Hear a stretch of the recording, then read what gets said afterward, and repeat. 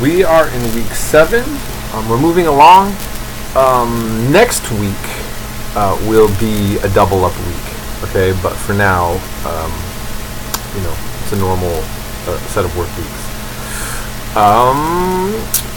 What was I going to say? Okay, yeah. So, I think as many of you maybe have been a little, overwhelmed with the amount of information we've been given, I really appreciate that it seems like that you've at least been enjoying kind of absorbing certain bits of information, and you're getting an idea of how the world can operate very differently in terms of its traditions than what we have. Having said that, I want to point out something that I think I've said before, but I want to remind you, and I'm going to remind you again. So this will be a repeat message for me. I focus on us learning religion and these ideologies and these developments as a way to grab onto something mentally in terms of each various civilization. And yet, while I love the study of religion and ideologies and intellectual history, there is a danger at times for these kind of studies to distort our reality about cultures. And here's what I mean. I actually have a student in this class who wrote to me that they're Hindu, and the lecture that I did on India was a little overwhelming for them, and it's a lot of information that they weren't really familiar with. They simply do the rituals. It's culture. They're doing these things that they're having a certain amount of practices in their lives and living a life that has roots in the culture of India, but it's not thought about in some scholarly historic way. It's like in the now. It's just it's like celebrating Christmas, right? Everybody in our culture, for the most part, well, not everybody, but a good chunk of our population celebrates Christmas and does not think about the origin of the Christmas tree necessarily, right? Okay? Or why December 25th is the time that we're celebrating the holiday and so on, okay? Easter, same thing. Why is there a bunny rabbit and eggs on Easter? I mean, what is that all about, right? Well, I can tell you, but no. My whole point is, we don't know. It's just something we do, and we enjoy it. We get a little chocolate, eggs, and all that kind of stuff. And I had a Muslim student in one of my classes in the past say even that she didn't know that much of a difference between Shiites and Sunnis. Herself, she basically, again, just grew up, and her parents taught her basics of Islam, and in her household it was just a real kind of basic, religious upbringing that she wasn't really shoved a lot of history or ideology down her throat in terms of like having this hyper consciousness about the historic development of Islam. And so, you could just take, for instance, most Catholic friends and family that I have, it's a culture.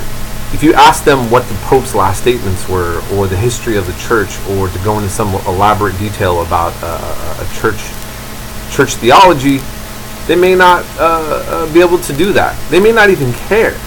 Some do, though. My whole point is that I'm giving you religion as it, through the history, through the development of how these things came into being. Please remember that, when we look at different cultures, you can never, the term is essentialize, and basically generalize is the word that people might be more familiar with. Just think about the United States. When I was in the Bay Area, traditional Christianity was not that popular. There tended to be a more new agey, or people are very liberal there, right? And then you're Modesto, many parts of Modesto, or you go to other parts of the United States, and religion is more important. And then what kind of religion? Not just Christianity, but a evangelical Christianity may be more important, which is a whole different type of thing. And so, I hope, without going too far in this, I just want to remind you to just keep that. I want you to remember that that's how culture really works. As a general rule, is people living it on the day-to-day and not necessarily taking in this big picture of history, which we're having the advantage of doing. And this actually is putting us a step ahead of the game of a lot of people, So for example, most people don't even know their own history of the United States to live here. So, that's why I'm glad you're taking a history class. Take more of them. Learn lots of history. So, okay, we're moving on. In terms of the exam for this week,